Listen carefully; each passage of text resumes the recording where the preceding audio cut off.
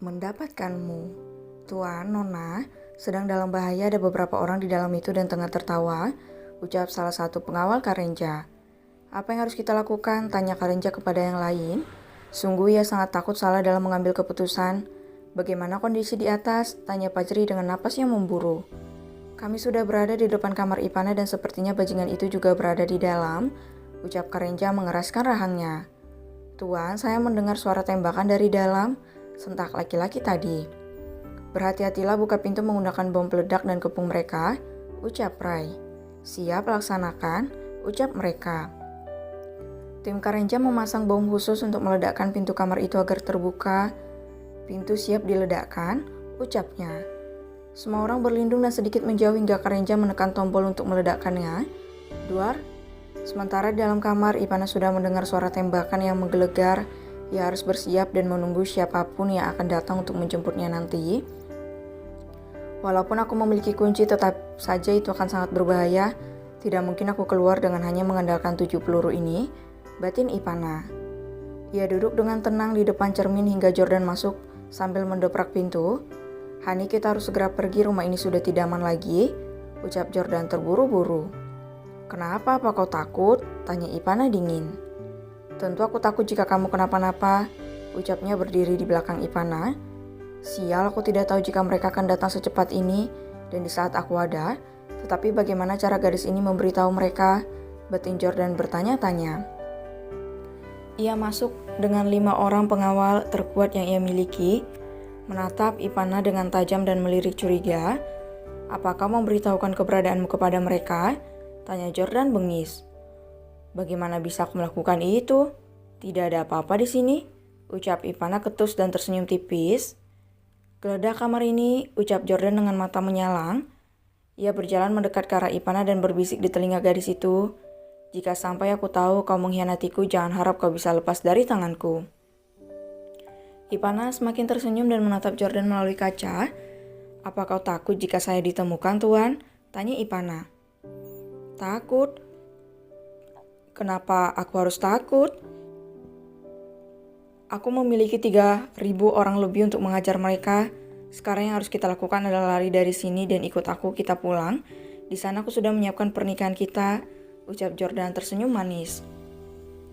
Tuan, Nona Chelsea ada di sini, pekik salah satu pengawal ketika memeriksa kamar mandi. Jordan terkejut, ia segera memeriksa ruangan kecil itu dan melihat Chelsea dan 3 orang pelayan lainnya tengah tergeletak di sana. Cepat kalian angkat mereka keluar, pekik Jordan. Ia berjalan cepat ke arah Ipana dan langsung menjambak rambut indah dan panjang itu dengan sedikit kasar. Kau ternyata kau yang telah menyembunyikan Chelsea, ucap Jordan membentak Ipana. Ibu muda itu hanya tersenyum remeh, ia sudah bersiap dan memikirkan cara untuk melumpuhkan mereka semua.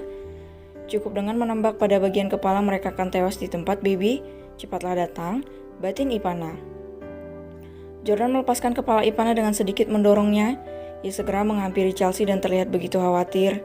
Ipana tersenyum penuh kemenangan. Ia menghajar 2 orang penjaga menggunakan jurus totok saraf yang telah ia pelajari dari kecil. Chelsea, bangunlah. Bagaimana kau bisa kalah dari dia seperti ini? Pekik Jordan.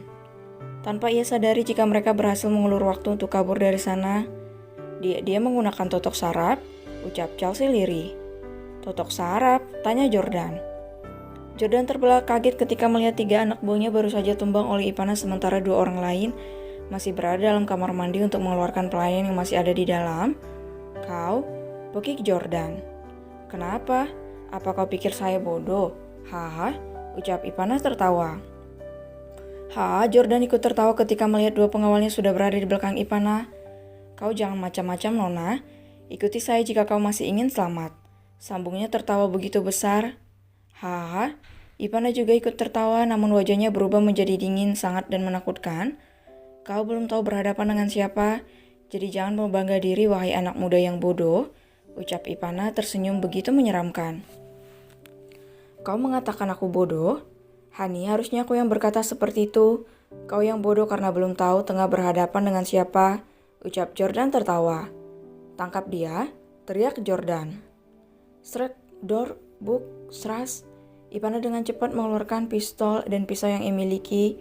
Dengan secepat kilat mereka tertembak dan tertusuk dengan mengenaskan. hingga dua pengawal yang tersisa jatuh di samping kiri dan kanan Ipana. Ia menembak tepat pada bagian jantung hingga tembus ke punggungnya dan satu lagi menusuk pada bagian perkutut laki-laki itu dan membuatnya menggelepar kesakitan. Ipana menginjak kepalanya dengan begitu kasar sambil mengarahkan pistol ke arah jantung laki-laki itu. No pain, no mercy, ucap Ipana menarik pelatuk pistolnya. Dua pengawal itu tewas di tempat dan membuat Jordan terbelah kaget. Ia tidak menyangka jika Ipana bisa seberani itu untuk membunuh dua orang sekaligus. Prok, prok, prok. Jordan bertepuk tangan karena melihat aksi Ipana karena telah mengalahkan para pengawalnya. Saya tidak menyangka jika Nona begitu hebat dan bisa mengalahkan mereka semua dengan mudah. Saya hanya memikirkan bagaimana respon dunia ketika mengetahui jika Anda telah membunuh begitu banyak orang, apalagi ketika anakmu sudah besar. Apa dia tidak akan malu ketika tahu jika ibunya seorang pembunuh? Ucap Jordan tersenyum remeh berjalan ke arah Ipana. Ibu muda itu juga tersenyum remeh menatap Jordan. Dia akan bangga dan belajar menjadi laki-laki yang tidak akan pernah dikalahkan oleh orang lain, ucap Ipana. Hahaha, Jordan tertawa. Duar, terdengar bunyi ledakan dari arah pintu. Ipana langsung memasang siaga ketika melihat Jordan berlari ke arahnya. Diam di tempat, ucap Ipana, mengacungkan pistolnya. Jordan terkejut dan berhenti. Ia berjalan mendekat agar bisa menjadikan Ipana sebagai tawanan. Angkat tangan, teriak Karenja. Jordan segera mengangkat tangannya sambil menatap Ipana. Karenja mendekat dan mengacungkan pistol tepat di kepala Jordan. Bajingan sialan, beraninya kau menculik istriku, ucap Karenja begitu keras. Srek, bung. Jordan tiba-tiba saja menyerang Karenja dan menendang punggungnya dan membuat Karenja langsung tersungkur. Dor.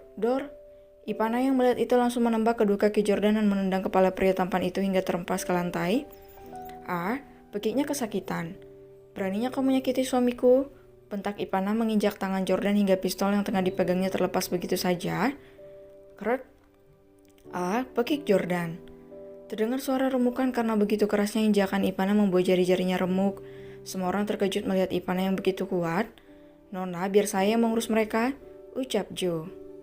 Cuy, Ipana meludah tepat di wajah Jordan yang masih kesakitan.